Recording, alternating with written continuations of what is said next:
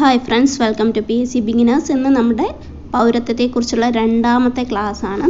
അപ്പോൾ നമ്മൾ ആദ്യത്തെ ക്ലാസ്സിൽ പൗരത്വത്തെക്കുറിച്ച് പറഞ്ഞു. എന്താണ് പൗരത്വം എന്ന് പറഞ്ഞു. നമ്മൾ ഇന്ത്യയിൽ ഏക പൗരത്വ വ്യവസ്ഥയാണ് നമ്മുടെ ഇന്ത്യയിലുള്ളത് എന്ന് പറഞ്ഞു. അത് നമ്മൾ കടമെടുത്തിട്ടുള്ളത് എവിടെ നിന്നാണ് എന്നാണ് പറഞ്ഞത്. ബ്രിട്ടനിൽ നിന്നാണ് ഏക പൗരത്വം എന്നത് നമ്മൾ കടമെടുത്തത്. നമ്മളുടെ ഏകദേശം 28 സംസ്ഥാനങ്ങളുണ്ടെങ്കിലും സംസ്ഥാനത്തിൻ്റേതായ പൗരത്വം, ഓരോ സംസ്ഥാനത്തിനും ഓരോ പൗരത്വം എന്നൊന്നുമില്ല. എന്താണുള്ളത്? ഏക പൗരത്വം. ഇന്ത്യയിൽ മൊത്തത്തിൽ ഏക പൗരത്വം എന്നാണുള്ളത്. ഇന്ത്യയിലെ പൗരന്മാർ യൂണിയനോട് മാത്രമാണ് കൂറ് പുലർത്തേണ്ടത് എന്ന് നമ്മൾ പറഞ്ഞിട്ടുണ്ടായിരുന്നു. ഇന്ത്യയിൽ ജനിച്ചതോ താമസിക്കുന്നതോ ആയ സംസ്ഥാനം പരിഗണിക്കാതെ എല്ലാ പൗരന്മാരും രാജ്യത്തുടനീളമുള്ള പൗരത്വത്തിൻ്റെ ഒരേ രാഷ്ട്രീയ പൗരാവകാശങ്ങൾ ആസ്വദിക്കുന്നു എന്നാണ് ഏക പൗരത്വത്തിലൂടെ പറയുന്നത്. അവർക്കിടയിൽ ഒരു വിവേചനവും ഇല്ല എന്നും നമ്മൾ പറഞ്ഞു.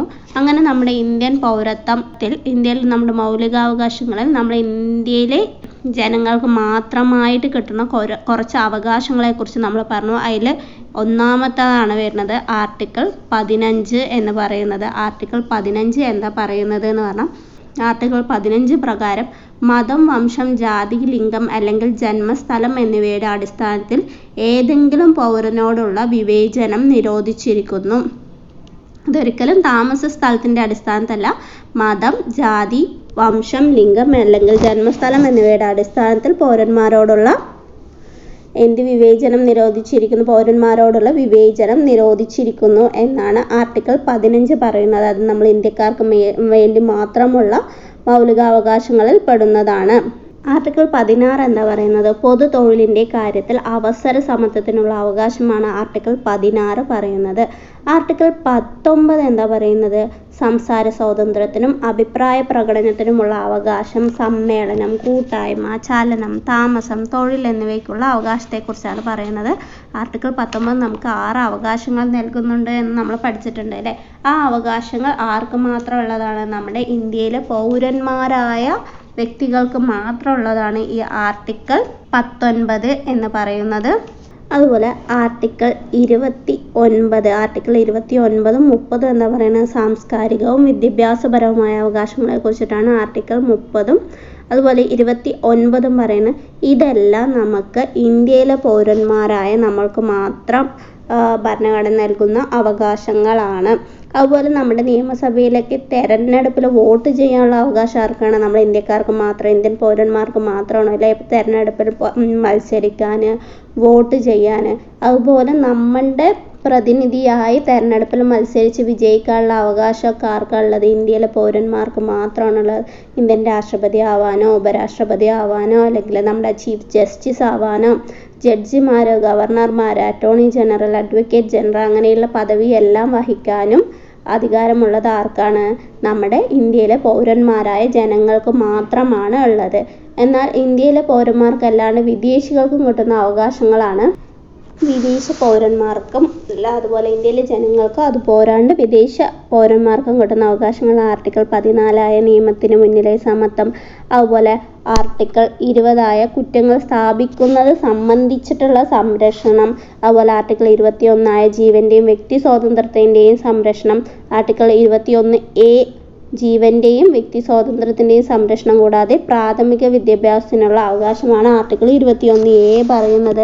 അതും വിദേശ പൗരന്മാർക്ക് കിട്ടുന്നതാണ്. അതുപോലെ ചില സംഗതികളിൽ അറസ്റ്റിലും തടങ്കലിനും എതിരായ സംരക്ഷണമായ ആർട്ടിക്കിൾ 22 അതുപോലെ ആർട്ടിക്കിൾ 23 മനുഷ്യക്കടത്തിൻ്റെയും നിർബന്ധിത ജോലിയുടെയും നിരോധനം, അതുപോലെ ആർട്ടിക്കിൾ 24 വ്യവസായശാലകൾ മുതലായവയിൽ ബാലവേല നിരോധനം, ആർട്ടിക്കിൾ 25 മനസാക്ഷിക്കും സ്വതന്ത്രപരമായ മതവിശ്വാസത്തിനും മതപ്രചാരണത്തിനുമുള്ള സ്വാതന്ത്ര്യം എന്നിവയും, ആർട്ടിക്കിൾ 26 മതപരമായ കാര്യങ്ങൾ കൈകാര്യം ചെയ്യാനുള്ള സ്വാതന്ത്ര്യം, ആർട്ടിക്കിൾ 27 ഏതെങ്കിലും മതത്തിൽ പ്രചാരണത്തിനായി നികുതി അടക്കുന്നതിൽ നിന്നുമുള്ള സ്വാതന്ത്ര്യം, ആർട്ടിക്കിൾ 28 ചില വിദ്യാഭ്യാസ സ്ഥാപനങ്ങളിൽ മതപരമായ പ്രബോധനത്തിലോ ആരാധനയിലോ പങ്കെടുക്കുന്നതിൽ നിന്നുള്ള സ്വാതന്ത്ര്യം എന്നിവയെല്ലാം വിദേശ പൗരന്മാർക്കും കൂടി ലഭ്യമാകുന്ന സ്വാതന്ത്ര്യങ്ങളാണ് എന്നാണ് പറയുന്നത്.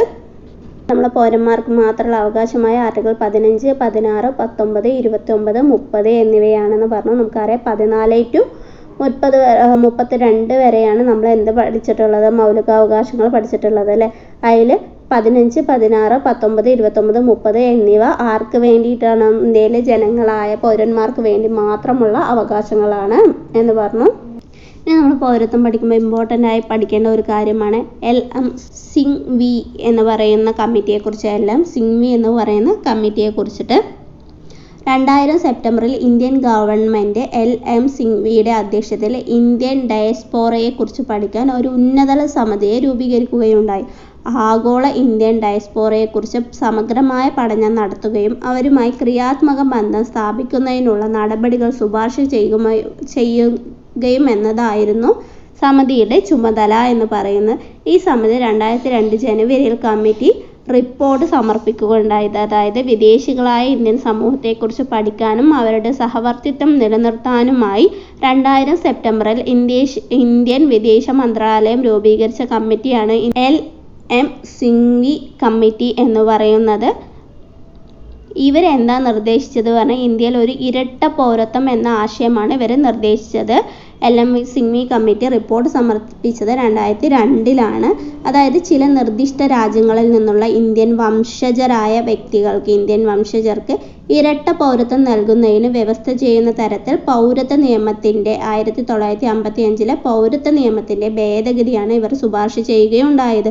അതനുസരിച്ച് 2003 പൗരത്വ ഭേദഗതി നിയമം പാകിസ്ഥാനും ബംഗ്ലാദേശും ഒഴികെയുള്ള 16 നിർദ്ദിഷ്ട രാജ്യങ്ങളിലെ ഇന്ത്യൻ ജനങ്ങൾക്ക് ഇന്ത്യയുടെ വിദേശീയ പൗരത്വം അതായത് OCI ലഭ്യമാക്കുന്നതിന് വ്യവസ്ഥ ചെയ്തു. എന്താണ് ഈ OCI കാർഡ് എന്ന് ആദ്യം നാം പറയാം. OCI എന്ന് പറഞ്ഞാൽ ഓവർസീസ് സിറ്റിസൺഷിപ്പ് ഓഫ് ഇന്ത്യ എന്നാണ് പറയുന്നത്. ഓവർസീസ് സിറ്റിസൺഷിപ്പ് ഓഫ് ഇന്ത്യ എന്നത് ഇന്ത്യൻ വംശജരായ ആളുകൾക്കും അവരുടെ ജീവിത പങ്കാളികൾക്കും അനിശ്ചിതമായി ഇന്ത്യയിൽ ജീവിക്കാനും ജോലി ചെയ്യാനും അനുവദിക്കുന്ന സ്ഥിര താമസത്തിനുള്ള ഒരു രൂപത്തിനെയാണ് ഈ OCI കാർഡ് എന്ന് പറയുന്നത്. ഇന്ത്യൻ വംശജരായ ആളുകൾക്കും അവരുടെ ജീവിത പങ്കാളികൾക്കും അനിശ്ചിതകാലമായിട്ട് ഇവിടെ ജീവിക്കാനും ജോലി ചെയ്യാനും അനുവദിക്കുന്നതാണ് ഈ OCI കാർഡ് എന്ന് പറയുന്നത്. ഇതൊരിക്കലും ഒരു പൗരത്വമല്ല, പൗരത്വം അവർക്ക് നൽകുന്നതല്ല. അതുകൊണ്ട് തന്നെ എന്ത് ചെയ്യാൻ പറ്റില്ല, ഇവർക്ക് തെരഞ്ഞെടുപ്പിൽ വോട്ട് ചെയ്യാനോ അതുപോലെ ഉദ്യോഗങ്ങൾ വഹിക്കാനോ, നമ്മൾ കുറേ ഉദ്യോഗങ്ങൾ പറഞ്ഞില്ലേ, അത് വഹിക്കാനോ എന്നും അവർക്ക് കഴിയില്ല. എന്നാൽ ഇവരുടെ സമ്പാദ്യം നമുക്ക് എന്ത് ചെയ്യണം, നമ്മുടെ ഇന്ത്യയുടെ വികസനത്തിനായി പ്രയോജനപ്പെടുത്തുന്നതിന് വേണ്ടിയിട്ടാണ് overseas citizenship of India card എന്ന ആശയത്തിന് 2004 ഇന്ത്യ ഗവൺമെൻറ് പ്രായോഗിക രൂപം നൽകിയത്. അതായത് അവർക്ക് ഇവിടെ സ്ഥിരമായി ആജീവനാന്ത കാലം എന്ത് ചെയ്യാൻ പറ്റും, അനിശ്ചിതമായി ഇന്ത്യയിൽ ജീവിക്കാനും ജോലി ചെയ്യാനും അനുവദിക്കുന്നുണ്ട് അല്ലേ. അപ്പോൾ അവരുടെ സമ്പത്ത് എന്ന് പറയുന്നത് നമുക്ക് ഇന്ത്യയുടെ വികസനത്തിനായി നമുക്ക് ഉപയോഗിക്കുകയും കൂടി വേണം. അതിന് വേണ്ടിയിട്ടാണ് ഈ ഓവർസീസ് സിറ്റിസൺഷിപ്പ് കാർഡ് എന്നൊരു കാർഡ് OCI കാർഡിന് 2004 ഇന്ത്യൻ ഗവൺമെൻറ് രൂപം നൽകിയത്. ഇതനുസരിച്ചിട്ട് അവർ 1955 പൗരത്വ നിയമം ഭേദഗതി ചെയ്തുകൊണ്ട് 16 രാജ്യങ്ങളിലെ ഇന്ത്യൻ വംശജർക്ക് ഈ കാർഡിൽ അംഗത്വം നൽകുകയുണ്ടായി. 16 രാജ്യങ്ങളിലെ അതിലവർ ഒഴിവാക്കിയ 2 പേരാണ് പാകിസ്ഥാനും ബംഗ്ലാദേശും ഒഴികെയുള്ള 16 രാജ്യങ്ങൾ എന്ന് പറയുന്നത്. 2005 പൗരത്വ നിയമം വഴിയാണ് ഈ OCI കാർഡ് അവതരിപ്പിച്ചത്. എത്രാമത്തേണ്? 2005 പൗരത്വ ഭേദഗതി നിയമപ്രകാരമാണ് ഈ OCI കാർഡ് എന്ന് പറയുന്നത് അവർ കൊണ്ടുവന്നിട്ടുണ്ടായിരുന്നത്. അതിനാണ് നമ്മൾ പറഞ്ഞു 2000 അവരൊരു സിംഗ്വി കമ്മിറ്റിയെ കൊണ്ടുവന്നു എന്ന് പറഞ്ഞു. അതനുസരിച്ചിട്ട് 2003 പൗരത്വ നിയമം പാകിസ്ഥാനും ബംഗ്ലാദേശും ഒഴികെയുള്ള 16 രാജ്യങ്ങളിലുള്ള ജനങ്ങൾക്ക് അതായത് രാജ്യങ്ങളിലെ വംശജർക്ക് OCI ലഭ്യമാക്കാനുള്ള വ്യവസ്ഥ നിയമിക്കുകയുണ്ടായി. ഈ പ്രിൻസിപ്പൽ ആക്റ്റിൽ നിന്ന് കോമൺവെൽത്ത് പൗരത്വത്തെ അംഗീകരിക്കുന്നതും അതുമായി ബന്ധപ്പെട്ടതുമായ എല്ലാ വ്യവസ്ഥകളും എന്ത് ചെയ്തു, ഒഴിവാക്കപ്പെടുകയുണ്ടായി. 2005 പൗരത്വ ഭേദഗതി നിയമം പാകിസ്ഥാനും ബംഗ്ലാദേശും ഒഴികെയുള്ള എല്ലാ രാജ്യങ്ങളിലെ ഇന്ത്യൻ വംശജർക്ക് അവരുടെ മാതൃരാജ്യങ്ങളിലെ പ്രാദേശിക നിയമങ്ങൾക്ക് അനുസൃതമായി ഇരട്ട പൗരത്വമുള്ളവരെ ഉൾപ്പെടുത്തിക്കൊണ്ട് OCI ഗ്രാൻഡിൻ്റെ വ്യാപ്തി വിപുലീകരിക്കുകയുണ്ടായി. അപ്പോൾ നമ്മൾ പറഞ്ഞു നമ്മുടെ ഇന്ത്യത്തെ ഏക പൗരത്വമാണെന്ന് പറഞ്ഞു. നമ്മൾ ഈ OCI കാർഡ് കൊടുക്കുന്നത് കൊണ്ട് അവർക്ക് പൗരത്വമല്ല ലഭിക്കുന്നത് എന്ന് വീണ്ടും ഞാൻ പറയണം. പൗരത്വമല്ല, ആ OCI കാർഡ് അവർക്കിവിടെ ജീവിക്കാനും ജോലി ചെയ്യാനും അനുവദിക്കുന്ന ഒരു കാർഡ് മാത്രമാണ്. അനിശ്ചിതമായി ഇന്ത്യയിൽ ജീവിക്കാനും ജോലി ചെയ്യാനുമുള്ള കാർഡാണ് എന്ന് പറഞ്ഞു. ഈ PIO കാർഡ് സ്കീമും OCI കാർഡ് സ്കീമും യോജിപ്പിച്ചിട്ട് അവരെന്ത് ചെയ്തു പറഞ്ഞാൽ overseas citizens of India card holder എന്ന പേരിൽ ഒരു പുതിയ പദ്ധതി അവതരിപ്പിച്ചു. ഈ PIO കാർഡ് സ്കീം 2002 ഓഗസ്റ്റ് 19 അവതരിപ്പിച്ച ഒരു ഇതാണ്. ഇപ്പോൾ നമ്മൾ OCI card, overseas citizenship card എന്ന് പറഞ്ഞു അല്ലേ, അതുപോലത്തെ ഒരു കാർഡായിരുന്നു PIO കാർഡ് എന്ന് പറയുന്നത്. Person of Indian original card ഇത് ആരംഭിച്ചത് 1999 മാർച്ച് 30 ഇത് പ്രാബല്യത്തിൽ വന്നത് 2002 PIO കാർഡ് ഉള്ള വ്യക്തിക്ക് വിസയില്ലാതെ തന്നെ ഇന്ത്യയെ സന്ദർശിക്കുന്നതിനും ഇന്ത്യയിലെ സ്കൂളുകളിലും കോളേജുകളിലും അഡ്മിഷൻ നേടുന്നതിനും ഇന്ത്യയിൽ ജോലി ചെയ്യുന്നതിനും സാധിക്കുന്നു എന്നതാണ് ഈ PIO കാർഡിൻ്റെ പ്രത്യേകത. 2015 ജനുവരി 9 PIO കാർഡ് OCI പദ്ധതിയിൽ ലയിപ്പിക്കുകയുണ്ടായി. നമ്മൾ OCI എന്ന് പറയുന്നത് ഇന്ത്യൻ ഭരണഘടന പ്രകാരം ഇന്ത്യൻ പൗരത്വം എന്ന് പറയുന്ന ഏക പൗരത്വമാണ്, ഇരട്ട പൗരത്വം അല്ല എന്ന് നമ്മൾ പറഞ്ഞു. എന്നാൽ മറ്റു രാജ്യങ്ങളിലുള്ള ഇന്ത്യൻ വംശജർക്ക് ഗവൺമെൻറ് OCI നൽകുന്നത് വഴി അവരുടെ സമ്പാദ്യങ്ങൾ ഇന്ത്യയുടെ വികസന പ്രവർത്തനങ്ങൾക്ക് മുതൽക്കൂട്ടാക്കാൻ സാധിക്കും എന്ന ആശയത്തിൽ നിന്നാണ് ഈ OCI കാർഡ് എന്നത് രൂപം കൊണ്ടത്.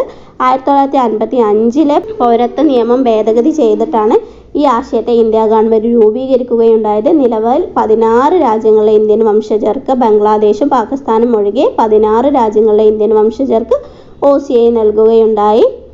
1950 ജനുവരി 26 അതിനുശേഷമോ ഇന്ത്യയിൽ ജനിച്ചവർക്കും ഇപ്പോൾ വിദേശ പൗരത്വമുള്ളവർക്കുമാണ് ഈ OCI കാർഡ് ലഭിക്കുന്നത്.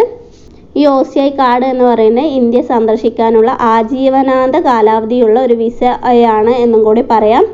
എന്നാൽ ഈ കാർഡുള്ളവർക്ക് എന്ത് കിട്ടില്ല? ഒരു രാഷ്ട്രീയപരമായ അവകാശമോ അല്ലെങ്കിൽ അത് മൂലമുള്ള ഒരു പദവിയോ അവർക്ക് കിട്ടുന്നില്ല എന്ന് പറയുന്നു. എന്നാൽ ഭരണഘടന ഉറപ്പ് നൽകുന്ന അവസര സമത്വം അവർക്ക് വിദേശികൾക്ക് അത് കിട്ടുമെങ്കിലും ഭരണഘടന ഉറപ്പ് നൽകുന്ന ആർട്ടിക്കിൾ 16 പ്രകാരമുള്ള അവസര സമത്വം ലഭിക്കുകയില്ല. അപ്പോൾ നമ്മൾ പറഞ്ഞു തന്നത് എന്താണെന്ന് പറഞ്ഞാൽ OCI കാർഡ് അവതരിപ്പിച്ചത് എപ്പോഴാണ്? OCI കാർഡ് അവതരിപ്പിച്ചത് 2005 OCI കാർഡ് അവതരിപ്പിച്ചത് 2005 ഭേദഗതി പ്രകാരമാണ് എന്ന് പറഞ്ഞു. PIO കാർഡോ OCI കാർഡ്? PIO കാർഡ് അവതരിപ്പിച്ചതോ? PIO കാർഡ് 2002 പറഞ്ഞു. പിന്നീട് ഈ രണ്ട് കാർഡും കൂടി അവരെന്ത് ചെയ്തു? 2015 പൗരത്വ നിയമം പ്രിൻസിപ്പൽ ആക്ടിലെ OCI ബന്ധപ്പെട്ട വ്യവസ്ഥ പരിഷ്കരിച്ചു എന്ന് പറഞ്ഞു. അങ്ങനെ 2015 ജനുവരി 9 മുതൽ നിലവിലുള്ള PIO കാർഡ് ഉടമകളെയും OCI കാർഡ് ഉടമകളായി കണക്കാക്കുമെന്ന് പറഞ്ഞു. കാരണം ഈ രണ്ട് കാർഡും വെച്ചിട്ട് പലർക്കും കുറേ ഡൗട്ടുകളുണ്ടാവും. അതിനൊക്കെ കൊണ്ടാണ് ഈ പൗരത്വ ഭേദഗതി നിയമം 2015 എന്ത് ചെയ്തത്? ഓവർസീസ് സിറ്റിസൺസ് ഓഫ് ഇന്ത്യ എന്ന നാമകരണത്തെ overseas citizens of India card holder എന്നാക്കി മാറ്റി ഈ PIO കാർഡ് ഉടമകളെയും OCI കാർഡ് ഉടമകളായി പരിഗണിക്കുക കൂടി ചെയ്യുകയുണ്ടായി.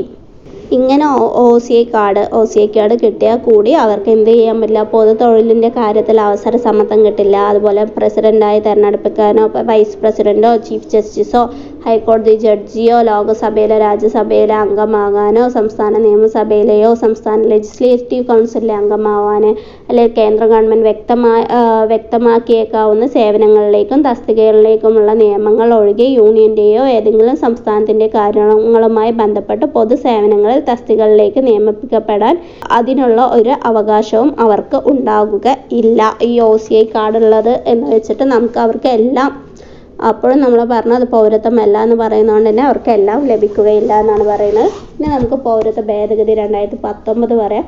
എന്താണ് ഈ പൗരത്വ ഭേദഗതി എന്ന് പറയുന്നത്? നമുക്കറിയാം അല്ലേ, അഫ്ഗാനിസ്ഥാൻ, ബംഗ്ലാദേശ്, പാകിസ്ഥാൻ എന്നിവിടങ്ങളിൽ നിന്നുള്ള അനധികൃത കുടിയേറ്റക്കാരെ ഹിന്ദു, സിഖ്, ബുദ്ധ, ജൈന, പാഴ്സി, ക്രിസ്ത്യൻ എന്നിവരെ ഇന്ത്യൻ പൗരത്വത്തിന് യോഗ്യരാക്കുന്നതിന് 1955 പൗരത്വ നിയമം ഭേദഗതി ചെയ്തതാണിത്. ഇതിൽ എളുപ്പത്തിൽ നമുക്ക് പറയാമെന്ന് പറഞ്ഞാൽ മുസ്ലിങ്ങളെ ഒഴിവാക്കി, മറ്റൊരു വിധത്തിൽ പറയാം, ഇന്ത്യയിലെ 3 മുസ്ലിം ഭൂരിപക്ഷ അയൽ രാജ്യങ്ങളിൽ നിന്നുള്ള മുസ്ലിം കുടിയേറ്റക്കാർക്ക് ഇന്ത്യൻ പൗരത്വം എളുപ്പമാക്കുന്നു എന്നാണ്. ഇതുകൊണ്ടാണ് ഈ പൗരത്വ ഭേദഗതി നിയമം വന്നപ്പോൾ അത്രയും പ്രശ്നങ്ങൾ ഉണ്ടാവാൻ കാരണം. ഒരു വിഭാഗത്തെ മാത്രം ഒഴിവാക്കുന്നു എന്നതുകൊണ്ട് മാത്രമാണ്. നമ്മളത് വെറുതെ പറഞ്ഞു എന്ന് മാത്രം പഠിക്കുന്നത് കൊണ്ട് അഫ്ഗാനിസ്ഥാൻ, ബംഗ്ലാദേശ്, പാകിസ്ഥാൻ ഈ 3 രാജ്യങ്ങളിൽ നിന്നുള്ള ഹിന്ദു, സിഖ്, ബുദ്ധ, ചൈന, പാഴ്സി, ക്രിസ്ത്യൻ എന്നിവർക്ക് ഇന്ത്യൻ പൗരത്വം നൽകുന്നു എന്നതാണ് ഇത് പറയുന്നത്. അവിടെ നിന്നുള്ള അനധികൃത കുടിയേറ്റക്കാരായി നമ്മുടെ ഇന്ത്യയിലുള്ളവർക്ക് പൗരത്വം നൽകുന്നതാണ് ഈ പറയുന്നത്. ഇവർക്ക് അപേക്ഷിക്കുമ്പോൾ എന്താണ് 12 മാസക്കാലങ്ങളിലും അതിനു മുമ്പുള്ള 14 വർഷങ്ങളിൽ 11 വർഷങ്ങളിലും ഇന്ത്യയിൽ താമസിച്ചിരിക്കണം. അവരിവിടെ വന്നതുകൊണ്ടോ അവിടെ കുറച്ചു കാലം നിന്നുകൊണ്ടോ അവർക്ക് കിട്ടില്ല. അങ്ങനെ അപേക്ഷിക്കുമ്പോൾ 12 മാസങ്ങളിലും അതിനു മുമ്പുള്ള 14 വർഷങ്ങളിൽ 11 വർഷങ്ങളിലും ഇന്ത്യയിൽ താമസിച്ചിട്ടുണ്ട് എന്ന് പറഞ്ഞാൽ മാത്രമേ അവർക്ക് കിട്ടുകയുള്ളൂ. മുകളിൽ പറഞ്ഞ 3 രാജ്യങ്ങളിൽ നിന്നുമുള്ള പരാമർശിക്കപ്പെട്ട 6 മതങ്ങളിൽപ്പെട്ട അപേക്ഷകർക്ക് ഒരു പ്രത്യേക വ്യവസ്ഥയായി ഭേദഗതി 11 വർഷത്തിൽ നിന്ന് 6 വർഷമായി ഇളവ് ചെയ്യുകയും ഉണ്ടായിട്ടുണ്ട്. അപ്പോൾ നമുക്ക് നോക്കാം. പൗരത്വ ഭേദഗതി ബില്ല് പാർലമെൻറ്റിൽ ആരാ അവതരിപ്പിച്ചു പറഞ്ഞാൽ അത് അമിത് ഷായാണ് പാർലമെൻറ്റിൽ അവതരിപ്പിച്ചത്. ആരാണ് അവതരിപ്പിച്ചത്? അമിത് ഷായാണ് പാർലമെൻറ്റിൽ അവതരിപ്പിച്ചത്. ലോക്സഭ പാസ്സാക്കിയത് 2019 ഡിസംബർ 10-നാണ്. രാജ്യസഭ പാസ്സാക്കിയത് 2019 ഡിസംബർ 11-നാണ്. പ്രസിഡന്റ് ഒപ്പുവെച്ചത് 2019 ഡിസംബർ 12-നാണ്. അതായത് ഓർക്കുക, ഒരേ ഓർഡറിലാണ് ഓരോരോ ദിവസത്തിൻ്റെ 10, 11, 12. ആദ്യം ലോക്സഭ, പിന്നെ രാജ്യസഭ, പിന്നെ പ്രസിഡന്റ് ഒപ്പുവെച്ച് അതോടെ അതെന്ത് ചെയ്യുക, അത് നിയമമായി മാറും അല്ലേ. പൗരത്വ ഭേദഗതി നിയമത്തെ അനുകൂലിച്ച് അഭിനന്ദന പ്രമേയം പാസ്സാക്കിയ സംസ്ഥാനം ഏതാണെന്ന് ചോദിച്ചാൽ അത് ഗോവയാണ്. ഇതിന് വേണ്ടിയിട്ട് ഈ പൗരത്വ ഭേദഗതി നിയമം നടപ്പിലാക്കുന്നതിനായി അനധികൃത കുടിയേറ്റക്കാരുടെ പട്ടിക തന്നെ തയ്യാറാക്കിയ സംസ്ഥാനം ഏതാണെന്ന് ചോദിച്ചാൽ അത് യു പി ആണ്. പൗരത്വ ഭേദഗതി നിയമം നിലവിൽ വന്നത് എപ്പോഴാണ്? ഇപ്പോൾ 2019-ലാണ് അത് അവതരിപ്പിച്ചതെന്ന് പറഞ്ഞു. ഇപ്പോൾ 2020 ജനുവരി 1-നാണ് 2020 ജനുവരി 1-നാണ് ഈ പൗരത്വ ഭേദഗതി നിയമം നിലവിൽ വന്നത്. പൗരത്വ ഭേദഗതി നിയമത്തിനെതിരെ നിയമസഭയിൽ പ്രമേയം പാസാക്കിയ ആദ്യ സംസ്ഥാനം എന്ന് പറയുന്നത് കേരളമാണ്. അതിനെതിരെ കോടതിയെ സമീപിച്ച ആദ്യ സംസ്ഥാനവും നമ്മുടെ കേരളം തന്നെയാണ്. പൗരത്വ ഭേദഗതി നിയമത്തിനെതിരെ പ്രമേയം പാസാക്കിയ ആദ്യ കേന്ദ്രഭരണ പ്രദേശം എന്ന് പറയുന്നത് പുതുച്ചേരിയാണ്. അപ്പോൾ ഇതാണ് പൗരത്വ ഭേദഗതി 2019 കുറിച്ച് പറയാനുള്ളത്. അപ്പോൾ നമ്മൾ ഇന്നത്തെ ക്ലാസ്സിൽ പറഞ്ഞത് പൗരത്വത്തെക്കുറിച്ചിട്ടാണ് പറഞ്ഞത്. പൗരത്വത്തെക്കുറിച്ച് പറയുമ്പോൾ നമ്മൾ എന്താ പറഞ്ഞത്? പൗരത്വം എന്ന് പറയുന്നത് ഉൾപ്പെടുന്നത് ഭരണഘടനയുടെ എത്രാം ഭാഗത്തിലാണെന്നാണ് പറഞ്ഞത്? ഭരണഘടനയുടെ 2-ാം ഭാഗം, ഭാഗം 2-ലാണ് അത് ഉൾക്കൊള്ളുന്നത് എന്ന് നമ്മൾ പറഞ്ഞു അല്ലേ. ഭാഗം 2-ലാണ് അത് ഉൾക്കൊള്ളുന്നത്. ആർട്ടിക്കിൾ 5 to 11 വരെയാണ് അതിൽ പറഞ്ഞിട്ടുള്ളത്. ഇത് 1955-ലാണ് പാർലമെന്റ് എന്ത് ചെയ്തത്? പൗരത്വ നിയമം പാസ്സാക്കിയത്. അത് പിന്നീട് പല കാലങ്ങളിലായിട്ട് അത് ഭേദഗതി ചെയ്തിട്ടുണ്ട്. പൗരത്വത്തെ നമ്മൾ പറഞ്ഞു 5 മുതൽ 11 വരെയാണെന്ന് പറഞ്ഞു. ആർട്ടിക്കിൾ 5 പറയുന്നത് ഭരണഘടന വരുമ്പോൾ ആ സമയത്തുള്ള പൗരത്വത്തെക്കുറിച്ചും, 6 വരുന്നത് പാകിസ്ഥാനിൽ നിന്ന് കുടിയേറിയ ചില വ്യക്തികളുടെ പൗരത്വത്തെക്കുറിച്ചുമാണ് പറയുന്നത്. ആർട്ടിക്കിൾ 7 എന്താ പറയുന്നത്? പാകിസ്ഥാനിലേക്ക് കുടിയേറിയിട്ട് പിന്നീട് തിരിച്ചു വന്നവരുടെ പൗരത്വത്തെക്കുറിച്ചാണ് പറയുന്നത്. ആർട്ടിക്കിൾ 8 പറയുന്നത് ഇന്ത്യയുടെ പുറത്ത് താമസിക്കുന്ന ഇന്ത്യൻ വംശജരായ ചില വ്യക്തികളുടെ പൗരത്വത്തെക്കുറിച്ചും. ആർട്ടിക്കിൾ 9 വിദേശ രാജ്യത്ത് സ്വമേധയാ പൗരത്വം നേടുന്നവരെന്താ ചെയ്യും? നമ്മുടെ ഇന്ത്യയിലെ ഏക പൗരത്വമായതുകൊണ്ട് അവരുടെ പൗരത്വം ക്യാൻസൽ ആവുമെന്ന് പറഞ്ഞു. ആർട്ടിക്കിൾ 10 പറയുന്നത് ഈ ഭാഗങ്ങളിലെ ഏതെങ്കിലും വ്യവസ്ഥ പ്രകാരം ഇന്ത്യൻ പൗരനായി പരിഗണിക്കപ്പെടുന്ന ഏതൊരു വ്യക്തിയും പൗരന്മാരായി തുടരുമെന്ന് പറഞ്ഞു. കൂടാതെ പാർലമെന്റ് നിർമ്മിക്കുന്ന ഏത് നിയമത്തിനും ഇന്ത്യയിലെ പൗരന്മാരായ ഇവർ വിധേയരായിരിക്കും. ആർട്ടിക്കിൾ 11 എന്താ പറഞ്ഞത്? പൗരത്തിനുള്ള അവകാശം നിയമപ്രകാരം നിയന്ത്രിക്കാൻ അധികാരമുള്ളത് ആർക്കാണ്? പാർലമെന്റിനാണ് എന്ന് പറഞ്ഞത് ആർട്ടിക്കിൾ 11 ഇനി നമുക്ക് ഏതൊക്കെ രീതിയിൽ 5 രീതിയിലാണ് ഇന്ത്യയിൽ പൗരത്വം ലഭിക്കുന്ന എത്ര രീതിയിലാണെന്നാണ് പറഞ്ഞത്? 5 രീതിയിലാണെന്ന് നമ്മൾ പറഞ്ഞു. ഒന്ന് ജനനം വഴിയാണെന്ന് പറഞ്ഞാൽ അതിൽ നമ്മൾ 2 ഡേറ്റ് പറഞ്ഞിട്ടുണ്ടായിരുന്നു. 1950 ജനുവരി 26, അതായത് നമ്മുടെ ഭരണഘടന നിലവിൽ വരുന്ന ആ സമയം 1950 ജനുവരി 26-ന്. അതിനുശേഷം 1987 ജൂലൈ 1-ന് മുമ്പ് ഇന്ത്യയിൽ ജനിച്ച ഏതൊരു വ്യക്തിയും അവരുടെ മാതാപിതാക്കൾ ഏത് രാജ്യക്കാരനായാലും അവർ ഇന്ത്യക്കാരനാണ് പറഞ്ഞു. പിന്നെ 1987 ജൂലൈ 1-ന് ശേഷമോ ആണ് ആ ജനിച്ച വ്യക്തി ജനിച്ചത് പറഞ്ഞാൽ അവരുടെ മാതാപിതാക്കൾ ആരെങ്കിലും ഒരാൾ ഇന്ത്യക്കാരനായാലും അവർക്ക് കിട്ടും പറഞ്ഞു. 2004 ഡിസംബർ 3-ന് ശേഷമാണെന്ന് പറഞ്ഞാൽ 2 പേര് ഇന്ത്യക്കാരനായാൽ മാത്രമേ അവർക്ക് അവരുടെ മക്കൾക്ക് ലഭിക്കുകയുള്ളൂ, പൗരത്വം ലഭിക്കുകയുള്ളൂ. അതായത് ഒരാൾ ഇന്ത്യക്കാരനും ഒരാൾ കുടിയേറ്റക്കാരനാണ് പറഞ്ഞാൽ ലഭിക്കില്ല. അനധികൃത കുടിയേറ്റക്കാരനാണ് പറഞ്ഞാൽ ലഭിക്കില്ല. അതായത് ഒരാൾ ഇന്ത്യക്കാരനും ഒരാൾ അംഗീകൃത പൗരനാണെന്ന് പറഞ്ഞാൽ അവരുടെ മക്കൾക്ക് എന്ത് ലഭിക്കും? പൗരത്വം ലഭിക്കും. വംശപാരമ്പര്യത്തിലൂടെ എന്ന് നമ്മൾ എന്താ പറഞ്ഞത്? 1950 ജനുവരി 26-നോ അതിനുശേഷമോ അതുപോലെ 1992 ഡിസംബറിന് മുമ്പോ ഇന്ത്യക്ക് പുറത്ത് ജനിക്കുന്ന വംശപാരമ്പര്യം എന്ന് പറഞ്ഞാൽ പിന്തുടർച്ച വഴിയാണ് അവർ ജനിക്കുന്ന എവിടെയായിരിക്കും? പുറത്ത് ജനിക്കുന്ന അദ്ദേഹത്തിൻ്റെ പിതാവോ അല്ലെങ്കിൽ മാതാവോ ആരെങ്കിലും ഇന്ത്യൻ പൗരനാണ് പറഞ്ഞാൽ അവർക്ക് ഇന്ത്യൻ പൗരത്വം ലഭിക്കും എന്ന് പറഞ്ഞു. 1992 ഡിസംബർ 10 അതിന് ശേഷമോ ഇന്ത്യയുടെ പുറത്ത് ജനിക്കുന്ന വ്യക്തിയുടെ മാതാപിതാക്കൾ ഒരാൾ ഇന്ത്യൻ പൗരനായാലും ഇന്ത്യൻ പൗരത്വം ലഭിക്കും. എന്നാൽ 2004 ഡിസംബർ 3 അതിന് ശേഷമോ ഇന്ത്യക്ക് പുറത്ത് ജനിക്കുന്ന കുഞ്ഞ് ഇന്ത്യൻ പൗരത്വം ലഭിക്കില്ല. ലഭിക്കണമെങ്കിൽ കുഞ്ഞ് ജനിച്ച് 1 ഇയറിനുള്ളിൽ അതാത് രാജ്യത്തെ ഇന്ത്യൻ കോൺസുലേറ്റിൽ രജിസ്റ്റർ ചെയ്തിരിക്കണം എന്നാണ് പറയുന്നത്. ഈ 5 പൗരത്വം വരുന്നത് സെക്ഷൻ 3 മുതൽ 7 വരെയാണ്. ജന്മസിദ്ധമായ പൗരത്വം സെക്ഷൻ 3, വംശപാരമ്പര്യത്തിലൂടെ ആർജിച്ചെടുക്കുന്ന പൗരത്വം സെക്ഷൻ 4, രജിസ്ട്രേഷൻ മുഖേനയുള്ള പൗരത്വം സെക്ഷൻ 5, ചിരകാലാധിവാസം മുഖേനയുള്ള പൗരത്വം സെക്ഷൻ 6, പ്രാദേശിക സംയോജനം മൂലമുള്ള പൗരത്വം സെക്ഷൻ 7 എന്നിങ്ങനെയാണ് വരുന്നത്. രജിസ്ട്രേഷൻ മുഖേനയുള്ള പൗരത്വം എങ്ങനെയാണ്? ഈ വിവാഹം കഴിച്ചിട്ടൊക്കെ വരുന്നത്. അങ്ങനെ വരുമ്പോൾ രജിസ്ട്രേഷൻ അപേക്ഷിക്കുന്നതിന് 7 വർഷം മുമ്പ് ഇന്ത്യയിൽ താമസിച്ചിരിക്കുന്ന വ്യക്തി ആവണം. അതുപോലെ ഈ അവിഭക്ത ഇന്ത്യക്ക് പുറത്തുള്ള വ്യക്തികൾക്ക് എന്ത് ലഭിക്കും? അവിഭക്ത ഇന്ത്യക്ക് പുറത്ത് താമസിക്കുന്ന ഇന്ത്യൻ വംശന് രജിസ്ട്രേഷൻ മുഖാന്തരം പൗരത്വം ലഭിക്കുമെന്ന് പറഞ്ഞ് ഇന്ത്യൻ പൗരനുമായി വിവാഹം കഴിച്ചവർക്ക് പൗരത്വത്തിന് അപേക്ഷ നൽകുന്നതിന് 7 കൊല്ലം മുമ്പ് ഇന്ത്യയിൽ സ്ഥിരതാമസമാക്കിയിരിക്കണം എന്ന നിയമം കൂടിയുണ്ട്. അതുപോലെ ഇന്ത്യയിൽ പൗരന്മാരായിട്ടുള്ളവരുടെ മക്കൾക്ക് രജിസ്ട്രേഷൻ മുഖേന പൗരത്വം ലഭിക്കും. മാതാക്കളിൽ ഒരാൾ മാത്രം ഇന്ത്യൻ പൗരനും അവരുടെ മക്കൾക്ക് പൗരത്വം ലഭിക്കണമെങ്കിൽ 12 മാസം മുമ്പ് ഇന്ത്യയിൽ താമസമായിരിക്കണം എന്ന് പറഞ്ഞു. പിന്നെ നമ്മൾ OCI കാർഡിനെ കുറിച്ച് പറഞ്ഞു. ചില കാലാധിവാസ മുഖേന പറഞ്ഞാൽ എന്താണ്? അവർക്ക് കിട്ടണം പറഞ്ഞാൽ അവരുടെ സ്വഭാവം കൂടി നോക്കും എന്ന് നമ്മൾ പറഞ്ഞു അല്ലേ.